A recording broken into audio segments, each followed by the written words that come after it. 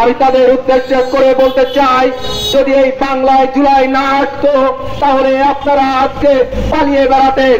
যদি এই বাংলার দালাল ছেলেরা বুক পেতে দিয়ে রাজপথে না নামতো তাহলে আপনারা আজকে রাজনীতি করতে রাজপথে থাকতে পারতেন না।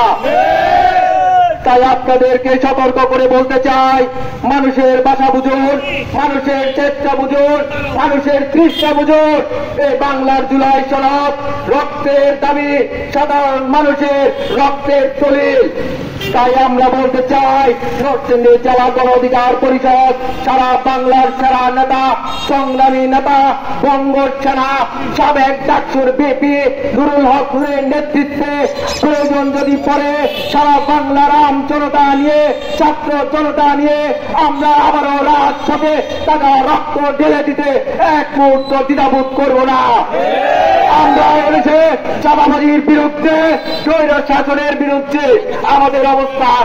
আমরা সর্বদা স্বচ্ছ এবং সুষ্ঠু ধারার রাজনীতি এদেশে কামনা করছি।